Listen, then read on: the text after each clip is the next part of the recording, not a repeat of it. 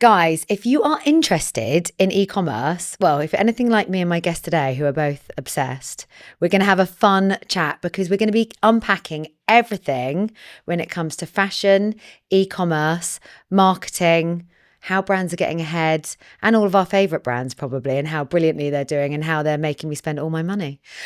So I'm going to welcome Sue Azari. I'm going to call you the queen of e-commerce. Oh, I'll take it. Yeah. Like, we are going to unpack some amazing things. Right, tell me about your role at AppsFlyer, Sue, to get started. Give on a bit of context, and then I'm going to get straight into it. Yeah, so I've had a bit of an unconventional path. So actually before this, spent 10 years working in e-commerce and marketing. So I used to work for Mr. Porter, Net-a-Porter, The Very Group, Debenhams, Beauty Pie, right back when it launched. Most like CRM, mobile marketing roles. And then I was a customer of AppsFlyer and I was at The Very Group. And I was like, oh my God, I love this company. I really want to go and work there. And then they created this team of industry leads. So they wanted to have this thought leadership and consultant role for each of the key verticals within the business. So they brought me in to look after e-commerce. So I work almost like an in-house consultant. So I work with all of our e-commerce clients across EMEA, and we work with pretty much any brand you can think of. We work with them as a client. So I help advise them on how to grow their apps. Can I just say, I love that about AppsFlyer. Like, everyone that I speak to, one, I can genuinely say that everyone I speak to at AppsFlyer is just wonderful, lovely. You guys just have the nicest people working for you, which is huge. Yeah. Like, really, really important. But also, I love how so many of you have actually come from those specialist backgrounds. I think they're doing a really good job at recruiting differently and getting real experts in that actually get it, who've worked at the brand. So yeah, hats off to AppsFlyer. And to you. Thanks. Well, I think it is such a smart move from them. So like pretty much everyone in my team has come from being a client or being in the industry. And I think it just really helps when you are speaking to a brand, like you understand what their pain points are, the way that they need to report, what their Monday trade meeting looks like you speak the same language as them. So I think it's a much easier conversation when you've been in their shoes. Yeah, I agree. And I love Net-a-Porter, by the way. Such a cool, I mean, I spend way too much money online and way too much time browsing Net-a-Porter. Yeah. But I want to kind of dig into, I guess, maybe some of your favorite e-commerce brands. I'm sure that you've got some great ones that you work with day to day at AppsFlyer, but who do you think's crushing it in the world of e-com right now? For me, my favorite, and I talk about them all the time, but it is Zara. Yes. Because both big fans of Zara. Yes, big Zara fans. They're so interesting because they very rarely discount. They don't do a lot of paid advertising. They do work with some influencers, but they almost, if you look at their playbook, they're almost not doing the things that you think they should be doing. But they have really nailed the omnichannel strategy. And they've been very app first in what they're doing. And they've just launched an AI try-on tool, which I think someone in your team mentioned that they'd used. And I saw that in just 4 months of rolling it out, they've had nearly 7 million sessions on the AI try-on tool. And they're now rolling it out across all of the other indie tech brands. So they're so innovative, but they do these really stealth rollouts of new technology. And I just want to talk about one of my favorite experiences with them recently. I went into the Regent Street store and the app automatically will go into an in-store mode. So it'll say hey, welcome to Regent Street, which I love. Any of your items in your basket or your wish list, you can find them on the shop floor, exactly where they are.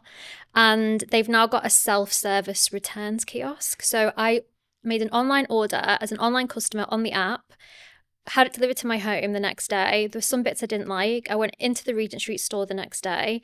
You go to this counter, you place the items on, you scan the QR code on your app. It recognizes the items from the RFID. Within seconds, there's a screen. It shows you the items that you want to return. You just click confirm, put it in an envelope, put it in a box, and then I got a push notification to say, thanks for returning your order. And that, for me, is such a brilliant example of that loop between offline to online, and with the app being very centralized to that. And everyone hates a Zara returns queue, so anything that makes that easier as well. Yeah, that makes the customer journey so much better. I've actually got something to return to Zara. Do that. Yeah, tomorrow. That is what I'm doing. Which store was it? Regent Street, and they've got it in the one in Tottenham Court Road as well, there we go. That now I've picked which store I'm going to. That's going to make my life so much easier tomorrow. Now, of course, you were invited on because we're going to unpack what is the title of the report? So you guys have been working on a very cool report which has just come out. Yeah. Title It's is the State of E-commerce Report 2026. We release one big report every year with trends from the last 12 months in the industry. Yeah, now I'm not so mean, but we have got a printout if you need it of some of the stats. Yeah. So I'm not going to put you on the spot, Right. like trying to memorize all the stats. Tell me some of the key findings, things that maybe have stood out to you when kind of being involved with the report on its release. Yeah. Like, what are the big changes, the big like highlights that people that are in the industry and certainly like who have apps need to know about? So I'll start with, so for the data set itself, so we looked at 1,800 shopping apps globally. So we looked at 32 billion in-app conversions and $5.5 billion in advertising spend. So there's a lot of data there. So I think just for anyone who's in e-commerce, obviously those brands, they're quite siloed, they don't speak to each other. So if you wanted to understand, okay, what's everybody else doing, what's happening in the market, it's amazing. Just go into a deep dive of that. And one of the big things that we found is that particularly, this is globally, but particularly within the UK, there's a big pullback on user acquisition. So we saw that 92% of iOS ad spend for e-com apps went on remarketing campaigns, so trying to bring users back to the app. I mean, there's so many reasons for this. It's becoming more expensive to acquire new users. It's a very competitive market, so there's a bigger focus on loyalty and retention, trying to do more with the customers that they have and try and bring them back for repeat purchases. So it was interesting to see how that was the same across pretty much every market that we work with. Yeah, because it is a global report, right? Like, and so many, you would like to think in my head that so many markets are operating so differently, but I guess there were quite a few. I mean, I have read the reports, I do. Although I have got some of the stats. I am actually going to get them. But I would say in terms of there were quite a lot of similarities, certainly between the UK, the US, that I hadn't really thought would be quite so similar. I think that I used to, like the first couple of years of my role, I also worked on the Latin America market as well. And I got to spend some time there. And even there, it's interesting, like all the e-commerce brands globally, they've got the same problems and the same challenges and the same KPIs. And ultimately, they're trying to increase the repeat purchase rate of customers, and they're trying to be profitable in their marketing activities, and that's the same globally. But I think that with that pressure from like a budget perspective, what we are seeing is more of a focus on like CRM, owned media. And we saw in particular web to app. So there are ways that you can do that. You've probably seen banner pop-ups on like mobile websites. Those web to app campaigns we saw for iOS in the UK, they surged 66% just during Black Friday, like November, versus like the average across the year. So that in itself shows actually how in those moments of time when it's really expensive to acquire customers, because everybody's trying to bid on traffic during that peak shopping period, brands are actually looking at, okay, how can we utilize more of our like free channels, owned media to actually drive users to the app instead? Yeah, I just love shopping on apps. Like, I mean, I've spoken about this with Alyssa from the US. Yeah. And I mean, once you're like hooked into a brand, like for me, there are certain apps that I just love, like, Zara, Space NK. Like there are ones that I probably go on. I mean, I reckon Zara is probably up there on my screen time with like, I don't know, WhatsApp. Yeah, same. Probably it's the what's new section that gets you. Yeah, like I'm obsessed. I swear I'm on it daily. It's actually quite bad. I mean, it's embarrassing. No, not. I'm the same. I can relate. I'm actually all Zara today. Like, this jacket is Zara. I usually am. Yeah. This is Zara. These jeans are Zara. I'm so Zara. Where's your shirt from? That's what I need to know. It's from Dish. Love. So I love the Australian brands, which Yes. they're starting to come over here now. I really want to see. That's also frustrating. Sorry, just to go. So we'll get back to the e-commerce report, guys. Don't worry. But there's brands that I'm just obsessed with, like Sabo, which is known as Sabo skirt. Yeah. But if I buy it, it's going to cost me a fortune because I've got to pay I the found that import with duties. Dish when I've returned, I've had to pay to return. But I think that's where, so they're stocked in Selfridges now. And actually I can sort of, I guess, link this back that international expansion is a real big growth strategy at the moment, because where obviously there's so much happening globally that's impacting like cost of goods and consumer behaviors and their disposable income. We're seeing brands actually start to flex their spend and marketing and look at new opportunities. So yeah, a lot of Australian brands are coming to the UK. M&S just launched in the US, which I found very interesting. I saw the that. clothing collection. So, and I saw Shein have opened stores in France. Gymshark's launching stores in the US. So it's interesting because they're going for physical spaces as well. And you think that everyone's sort of still got that very digital first mindset, which is right, but that doesn't mean that physical shopping's gone away. I think just the way that that's been launched and with apps sitting at the center of that is what has really changed. Yeah. Well, it makes it easier, doesn't it? Like, there are certain things that traditionally I would have only bought in store. Like, for instance, shoes. I've actually bought some Bash shoes today. Walked in with a shopping bag. I mean, I had to do that today. I had to. But sometimes I'll be in store and I'm like, oh, I'm too busy to like actually try anything on today. I'm just going to order it all to my house, which I know is also really bad because then I'm probably sending some stuff back. But I think that's the thing, the omnichannel journey, how we find brands, how we shop, how we it's really hard to track our behavior. So the brands and the retailers have got a tough job.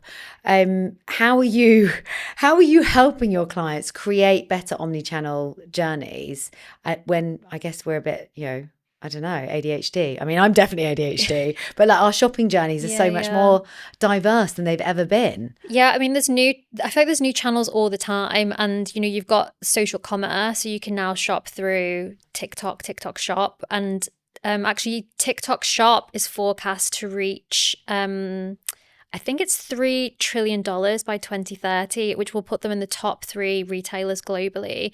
I mean, a few years ago, I don't think anybody would have really thought it was a serious commerce channel.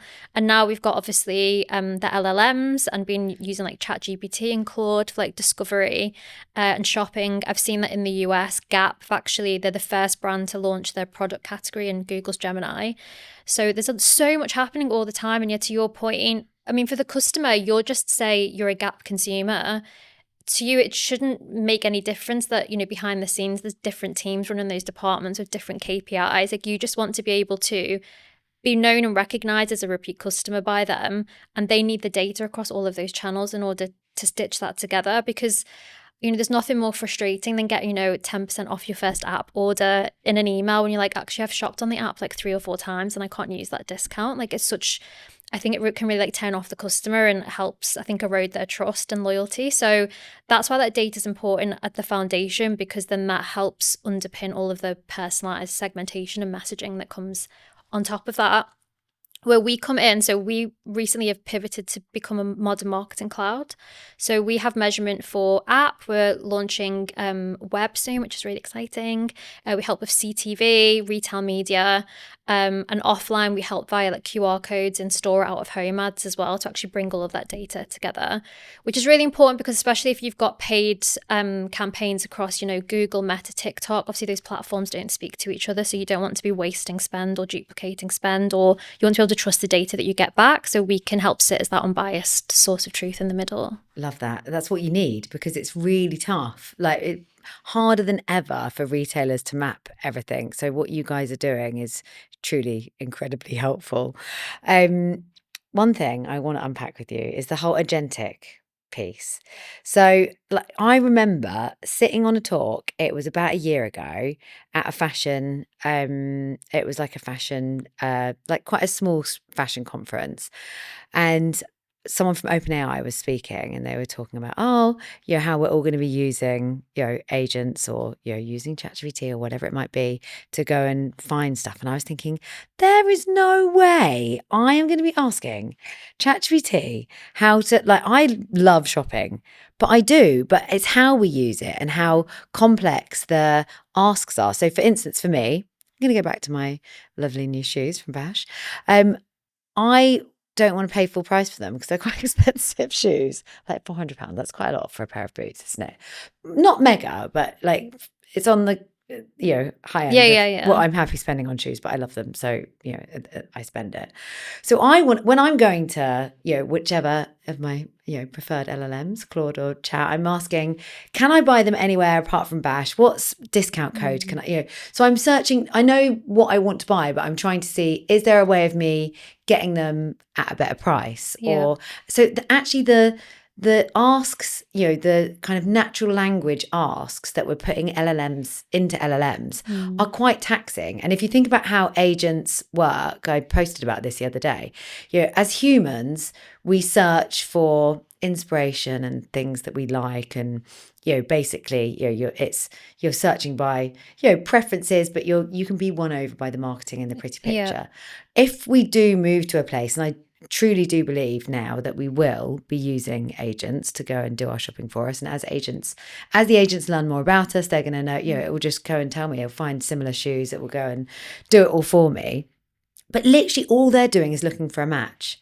So they're not looking for something that they like, they're looking for a match. So if the brands don't have the right descriptions and they can't be matched, they're not going to get found.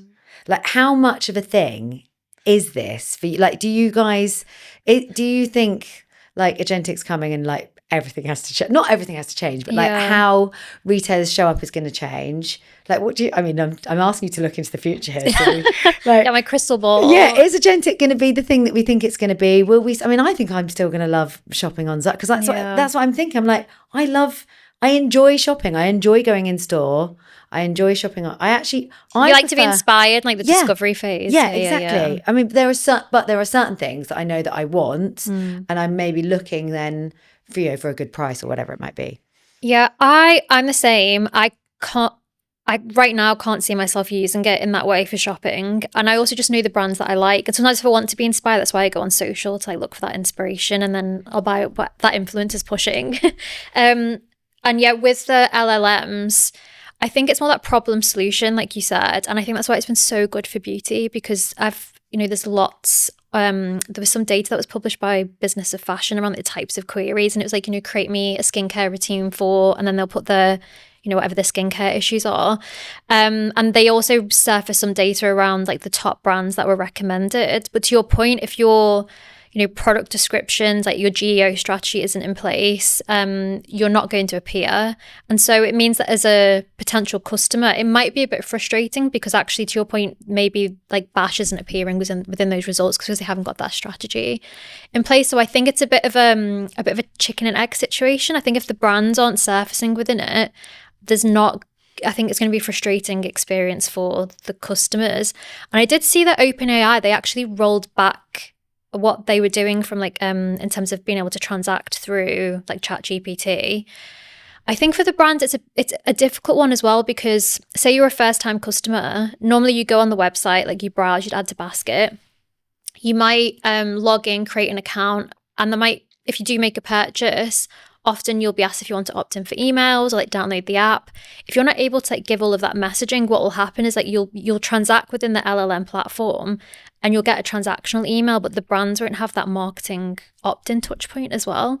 And so you lose all of that post-purchase experience and the opportunity to like drive retention as well. So I think it will be very functional. I think it might work really well for things like food and like groceries and those kinds of like repeat orders, like subscriptions, those kinds of things maybe. Yeah, I mean, you can see where it might get to. Like, if I did this shop in a different store, you can actually get that. You would hope that the LLMs and AI will then be able to go and look, okay, if you did this exact shop in Sainsbury's, I know they do this on the adverts, don't they? But I mean, I've never price checked against a different store, but it will be able to do all of that stuff for us quite naturally and quite easily. And then hopefully, if Alexa sorts herself out, you can then just get Alexa or someone to go and do. Well, but you won't need Alexa. Maybe become redundant at some point. Who knows? Well, I saw that Amazon, they just announced today they had Rufus, the chat, and they've not rolled it back, but they've rebranded it as Alexa. Yeah, she's getting smarter at last, because a couple of years ago I actually interviewed someone, and it's until they spoke to me, and now my daughter's always saying it. They're like, have you noticed how dumb Alexa is? Because all the other platforms have superseded her, and she was, I guess, the original, calling her a she is a she, she was the original AI platform, but they didn't keep up. Yeah, because you could make, well, I don't know if you still can, but you could make orders through Alexa as well. You can still. Yeah, I think she's on the route to getting smarter again. Okay, good for her. So other really awesome omnichannel journeys. You're a big shopaholic like me. Yes. Who else are you loving? I'm also loving, I think H&M, again, do an amazing job from an omnichannel and loyalty perspective. They've got QR codes everywhere, fitting rooms all around the stores to encourage you to download the app. And they've got their loyalty program really at the center of that. So they have the things like they're called member days. So you'll get like early access to sales, 10% off. Got that yesterday. 30% off. Oh, really? That's Because so they do like good. one-offs, so like 30% Yeah. off one item or Yeah. something. Like you can choose something, they give you like a really big discount. So now I need to find something. Yeah, definitely.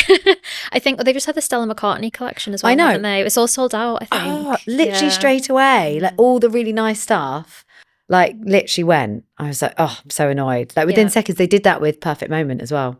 Oh, really? I love Perfect Moment for ski gear. Like so good. And it just goes straight away. And then you have to buy it on Vinted. Yeah. Well, actually, Vinted's a good one to talk about though. Yes, come on. Let's talk about Vinted. They are, I mean, this makes me really happy because when I look at the top downloaded apps across most countries and EMEA, like Temu, Shein, AliExpress, Alibaba, like they're all in the top 10. But then there's like Vinted has just come up through the ranks. Why do you think that is? I hadn't used them until recently, and now I am obsessed. I know, me too. I reckon that's up there with my most used apps. Yeah, same. And it never used to be. Yeah. When did you start using it? So originally, everyone was like Depop, Yeah. and I'm like, I do like my luxury brands. I'm not like big into like designer printed brands, but there's just like certain brands that I love, like mainly Parisian brands actually. Bash, Madge, Cézanne, Pauline, which you spotted, my bag on LinkedIn the other day. So I think originally Depop was known for being better for the more like the higher end fashion, that not super high fashion, but those kind of slightly more luxurious, more premium brands. So I was big on Depop originally. I reckon I dialed into Vinted seriously, like big time, about 6 months ago, but maybe like I've been dabbling for about a year. I need to get better at selling and not just buying. I do a lot of buying on Vinted, don't do enough selling on there yet. I've been doing both, and I'm the same as you, probably like 6 months ago. And before that, I was really big on Depop, before that eBay. And Vinted, they announced recently they're now worth 8 billion euros. Man. Which is huge. And I think that there's a big shift in consumer behavior.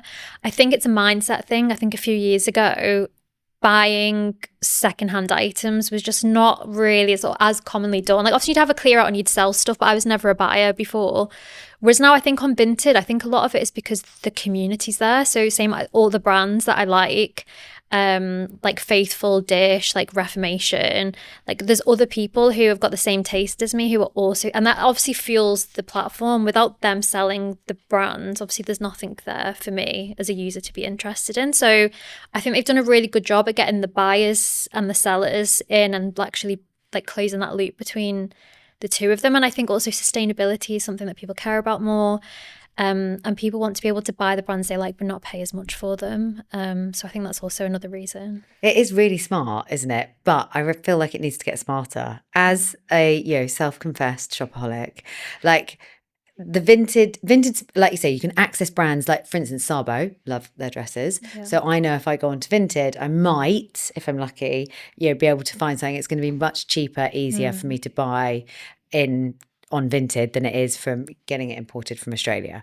So there are brands like that I just go to literally for that. Or also once lost in Vegas, a really beautiful Kooples leather jacket, and stupid, in a casino, typical me. But then I kind of kept looking for it on Vinted, and luckily found the exact same jacket, like £400 jacket, paid £100 for it. Wow. Brand new with the tags on that someone had bought in Paris and didn't like. So I managed to replace it because it was discontinued. So if I know like certain things that I love that are discontinued, or like I will go to Vinted and you can just get the most amazing vintage jeans. Like, it's smart. However, it does need to get better, because let's say, for instance, I could have tried to search for that Kooples jacket and I could have saved that search, and do you know what I mean? Like when someone, I think Vinted could get so much smarter. If anyone's from Vinted listening, listen to these tips. But like because you sometimes are searching for a certain thing. Like I've just bought one of these blue Cézanne cardigan. Yeah. There's none on there at the moment, but why can't I now save that on there? And then next time someone uploads a blue Cézanne cardigan, I get a notification. So I think we're going to start to see apps like Vinted, or maybe we should create our own. So, anti-Vinted. But I think that the apps need to get like my expectations as a customer, because so many others like Zara are so high. I want to be able to save my searches, or I don't know, get smarter at how I discover things. It's so true. I think Depop does a good job of that, so you can save searches with them. Okay, we're back to Depop then. But you've just reminded me to also go back to Zara, is they now also have a resell section on their app. And I saw somebody post on LinkedIn recently, and I thought it was actually a really clever observation that resell can be a really great retention strategy, because if somebody's just bought once, maybe 2 times, a way of bringing them back rather than offering them a discount, it could be that, if they decide to sell something from that brand back to them, and then there's a whole like resale platform they can also buy secondhand. It's a great way to bring them back in a different way and actually continue that sort of brand relationship, because you're selling back to them and then you can also buy secondhand from them as well. Well, if not, they're just giving their money to Vinted. Let's be honest. Yeah, that's true. By not, we know that this is something that people want. Why would Zara not? They're such a huge, e-commerce brand. Yeah. Why would they not, bring their customers back to them and reward us for, again, like not just selling via the platform? How does it work? So do you just give back to Zara and they resell? Or you can sell to them and they'll give you like either credit or like money. Smart. M&S used to do something like that, which was a bit more basic. Like they did. I think if you took a bag of stuff or recycle, they gave you a £5. H&M did it as well. They had like a box in the store. And then you get, because sometimes it's just easier to do that than not do that, if that makes sense. Like sometimes, as much as I want to spend loads of time selling stuff on Vinted, the reality is I don't have the time. Yes, that's true. It So does I take don't quite a bit of time. Yeah, it does. And sometimes, some people have that. I don't have that, because I'm probably prioritizing doing more shopping, sitting on the Zara app all night. But no, it makes more sense, I think, having the options so that we can all be a bit smarter and recycle better, and have this kind of whole circular fashion moment, I think is good. Yeah, I think it's cool. Right, so the report, the stats, you can probably remember them, but I'm gonna give you some anyway. 3 of my favorites that I've picked. 57% year-on-year drop in US iOS UA spend in Q4 as China-based advertisers cooled down and India claimed Android dominance. So we saw a really interesting correlation between the US tariffs that were brought in. They were brought in May last year, and a huge pullback in user acquisition spend from shopping apps that are HQ'd in Asia. So obviously you've got the likes of like Temu, Shein, Alibaba, AliExpress. And what was really interesting is that we saw at the same time this huge uplift in UA spend in European markets. So those same apps increased their UA spend by 20 to 30% in Europe. So it's a really deliberate so we've actually got the data to show like the correlation between, and actually it happens directly in May, and then you see it continue throughout the year. Those apps are so quick to move their spend around, and they're so agile. And obviously the knock-on effect for then brands in Europe is that they're seeing like CPMs, CPIs go up because they're advertising in the same platforms, trying to go after the same consumer. So it is very interesting, but I think that's where brands they really need to be diversifying their media mix so that, they can also be very flexible with their spend and move it around when they are starting to potentially see those costs creep up in certain platforms as well. And also relying on own media, so like web to app. A lot of those Asian-based shopping apps don't have physical stores. And so if you are an omnichannel retailer, that's a huge advantage. You can actually use your offline stores as an acquisition channel to drive users to the app as well. Love that. It's so interesting, isn't it? This is slightly off the point, but do you like Temu? I find it really hard I can't deal with all the competitions. And there's a lot of pop-ups and the spinning wheels. I can't It's not a nice experience. I did try ordering some things from there because I was just curious. It's so cheap. Oh, it's so cheap, but then you feel bad that it's so cheap. Yeah, and some things take a really long time to arrive, and the quality is not always the best. But I think for some people I've spoken to, they found it's really good for birthday parties or events, because you can order things like decorations and stuff really cheaply. I've just done that. That is my shopping trip on Temu. Yeah. And then there was some things that they do in app quite smart is then if you try and return something, they're like, don't return it. We'll give you credit if you spend £25 in the next 5 days. We'll give you £10 discount rather than returning. Oh, okay. So they do some quite smart, fun stuff. So there's some stuff I love about Temu. I just can't get on board with the games. I'm like, I just want to go and buy what I need to buy. I don't want to pick a cup or whatever it is. It's trying to get me to I would be interested to see like what their retention and repeat purchase rates are like, because I have a feeling they probably drive a lot of new users, but actually will a lot of them just, they're just curious whether maybe they leave or don't buy again because of the experience. I don't know. Yeah, I mean, I have just bought loads of stuff for my daughter's 18th birthday party, including a white light up fur jacket. Oh, she's having a white party. Okay, that's cool. And it doesn't look as nice as it looked in the pictures. Surprise, surprise. Always the case. But they have everything. I know. Yeah, literally anything that you want, you can buy on there. I heard that they might be selling food soon. But there's also, have you seen that Joybuy have just launched in the UK? No. So they're basically a competitor of Temu. They're also a big Asian player. And they also have, they have everything. They have food. It's all changing. I love that. I love your job. I want a job. Give me a job at AppsFlyer. Right, next one. 92%, I'm really struggling to read, guys, by the way. I need my glasses, which I think I've just lost. 92% of all iOS ad spend now goes to remarketing. We've spoken a bit about this. And re-engagement budgets surged across nearly every market. Yeah.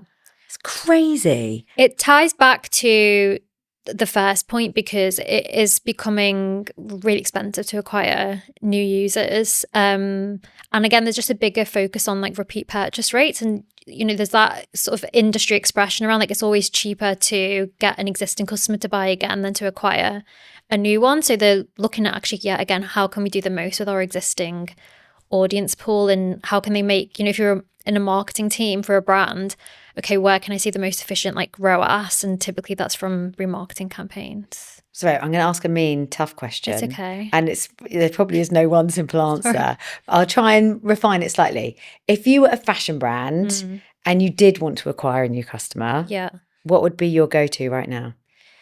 In terms of paid channels? I guess anything.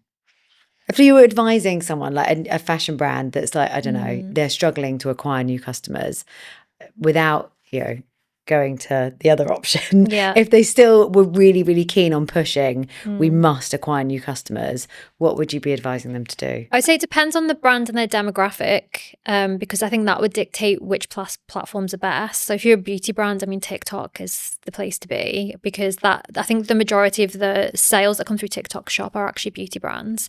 And also you've got all of the UGC content that can fuel that as well, all the influencers. So I would go influencers, definitely. Again, it depends on the brand, but I think influencers are a great way to drive brand awareness, especially if you're completely new or if you're struggling to acquire new users. I always think that's a smart investment.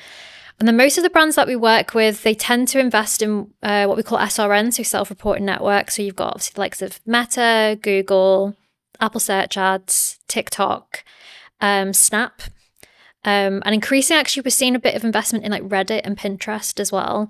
So I think it's always good to test to understand actually what's driving incremental value. But I think the safer bet is to start with influencers, those big SRNs, because that's where you can probably find the majority of your audience, and then reserve a bit of test budget actually for those other channels like Reddit and Pinterest. So you're amazing. Thank you for answering that question. So I always feel really mean. Like, I'm not going to ask a mean question. But obviously it depends what kind of brand you are. But that was super useful. I know loads of people listening are going to be like, yes, thank you, Sue. Sorry. And I'm so with you. If I think about how I find most of the things that I buy, it's through influencers on Instagram. I need to get, I don't know why I'm saying this, but I feel like I really need to get on TikTok a lot more. But I know as soon as I do, I'm going to be so sucked in. Honestly, it sucked me in terms of fashion. Really? Honestly, it's worse than Instagram. Really? Like I delete it a lot because I'm like, no, don't influence me today. Which app do you spend the most time on? So I don't actually have most apps on my phone. Because you're just going to get sucked into. Yes, but if I am now, actually, Instagram more for like friends and TikTok for inspiration around fashion content, definitely. That's right. It's going to happen. It's happening. I need to, but also it's probably going to be very, very dangerous. Yeah. Right. The last one. And then I want to talk about social commerce before we go. 43% of AI assistant attribution related questions stem marketing mechanics and iOS privacy. Yeah, so this is data from, we have an AppsFlyer AI assistant. So we have our own, it's like an our version of like an LLM. So marketers can ask those natural language questions. So before, rather than have to like dig through all the data, you can say, okay, what has been my best performing like re-engagement campaign this week? And so that data is actually showing like the types of queries that, so we looked at basically all of our shopping apps globally, and we looked at all of the English language queries. And yeah, it was mostly people asking for help around like obviously attribution and measurement, but also less around technical problem solving, which I was quite surprised by.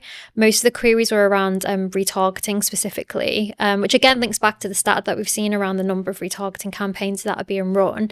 And that aligns with the types of questions that we're seeing marketers ask within the platform, and also asking a lot of questions about what's the link between retargeting and UA campaigns as well. On that, I've just asked it about how to acquire new people. So now I'm going to have to ask it about retargeting. What are you seeing work best there? Are there any particular tactics that are working better than others? So with e-commerce brands, like they tend to rely quite heavily on product feeds for retargeting. So you'll see like, a carousel of products that are personalized based on what you've recently browsed. It might be cross-sell campaigns, so what you've recently bought. So without even realizing it, you might have bought like the Bash pair of shoes, and they might try and cross-sell you into like a bag that they know from their data that customers are most likely to go on to buy if they've bought those shoes. So anything that's very personalized based on browse, shopping behavior within the apps, and then fueling that with product feeds across mostly the SRNs. What I've seen work best, and I would love to see more e-commerce brands do, so a lot of gaming apps run campaigns within what we call DSPs. They're networks that sit outside of the SRN. So you might have seen ads in other apps like fitness apps, gaming apps. You might have seen ads for other apps. The reason why they're really effective is because you've got a user who is already very familiar with the app ecosystem. They're already in another app, and so it's much easier to move them across with a personalized campaign. So for instance, like I use like the MyFitnessPal app, and I've seen retargeting campaigns in there for the Charlotte Tilbury app, which I've used within the City Mapper app. So even within like your those types of like map directional apps, yeah, I've seen retargeting campaigns in there for Charlotte Tilbury. So they're also one of our customers, and they do an amazing job from an app perspective. They only launched their app, I think, less than 2 years ago. Their app's fantastic, and they've been amazing in terms of like their app marketing strategy. And they're one of those businesses that, yeah, are thinking a little bit outside the box in terms of actually how can we bring users back in different ways that's not just going through like Meta and Google. Yeah, I love that. And it is smart. We see it. You can see it happening. Like, it's Uber advertising, very similar. Like, it looks where you've been and which restaurants you've been to, and then we'll tell you or re-advertise a restaurant. Like, it's getting so smart. I mean, a bit scary sometimes. It is, because you're basically being followed around the internet by the brands that you like. Yeah. But I actually quite like that. Like I'm up for something being marketed to me if it's something that's useful, helpful, or that I love. I think this is where like when iOS 14 happened, so you've probably seen that opt-in when you download an app to say, do you want to share your data? And I don't even know if I noticed that. I'm just like, yes, I'll share everything. Yes to everything. Yeah, but lots of people are the opposite of that. Like there's two schools of thought. Some that are in for sharing everything, some that aren't. But to your point, if you say don't allow, you will then just see generic advertising in those places. And to your point, wouldn't you rather see something that's actually like tailored to you? Yeah, to me and what I like. Yeah. To try and get me, to spend more of my money. Yeah. Yes, please. So here for that. Right, social commerce is where I want to end, because I think both you and I love shopping, and clearly, well, actually, you've deleted the apps. I have not. I'm going to now, give myself another opportunity to shop even more on TikTok. So there's kind of two sides of social commerce that I like to think about. One is obviously the, browsing on Instagram, on TikTok, but then there's also been the rise of in-app or on web app. Like M&S have done a great job at pulling through more of that kind of employee generated content, them showing off the clothes like within their own app, and then linking up with Instagram and their other influencers. Like, what are the smartest things that you're seeing when it comes to social commerce? I think something that's related to that, and I'll go into social commerce but in a bit more detail, but M&S have also been trialing live shopping. on their app and their website. I know Farfetch has been doing the same as well. I did go to a talk with some of the M&S team that actually launched it, and they've said the results have been amazing.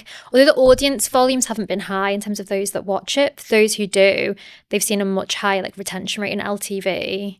So there's that discovery phase, as you said. And that all links into, I guess that's fueled by what we've seen from the way that social works. Like they're trying to replicate that, but within their own platform. The reason for that is obviously social commerce is amazing, but the brands can't control the algorithm, they can't control the experience. They might not always have the data in terms of actually what users are on those platforms. So they're trying to bring that experience onto their own platforms. And then, in terms of social commerce itself, I think what's really been working best are the brands that are, working with it rather than fighting it. So I know initially TikTok Shop, a lot of beauty brands in particular were very cautious of going into that space. There's a lot of dupes within that platform. But I've seen that Ulta Beauty have just launched on TikTok Shop in the US. I can't remember the numbers, but they've seen a huge amount of revenue just from that. The other benefit is you've got then the organic layer. So if your brand has got a channel itself on TikTok, you've also got all of the influencers, that UGC content, and you can put paid spend behind that and then actually push that out to even more people to then gain a new audience or re-engage your existing users. So there's so many different benefits and tactics you can use within that one channel across paid and own. I love it. Do you know the other thing that I have just noted, talking about M&S? Yeah. That literally this week, they must have invited loads of influencers out to... This is the runway show. Yeah. Yes, have you so seen? good, yes. And this is also really smart, right? So of course, they're taking them out there. Did they take them somewhere like looked really lovely? France? Yeah. It looked nice. Looked like south of France, Mallorca vibes. It just looked amazing. And then my whole feed on Instagram is flooded with all of these fashion influencers and celebrities. Like they had some really cool people go out there. Yeah. Like just, engaging with the content, showing the show, showing their experience. I think that's something that we're going to start to see. It's that blend of in-person influencer style event plus I don't know, like the event itself content, then the fashion, then it's like, oh my God, it's really cool. M&S are having a moment. I need to be part of this. I need to, and then, they have really positioned themselves well, I think, M&S with influencers, with social commerce, now doing events, their own, app experience, like they're smashing it. It's amazing. Yeah. There was this, actually, I'll tell you, there was this red jacket that I saw. I think it must have been a paid for placement on SheerLuxe. They did a roundup and they had this red jacket from M&S. I was like, oh my God, I love it. So I then went onto the website. It was out of stock, but then they have a find in your nearest store stock check, which is brilliant. And then I literally just headed straight down and there was one left, but I saw so many women who were asking about this jacket, and it does just show the power of so they promoted that also on social, and like there was like a styling video and like with the red jacket as well, and actually showing it on somebody.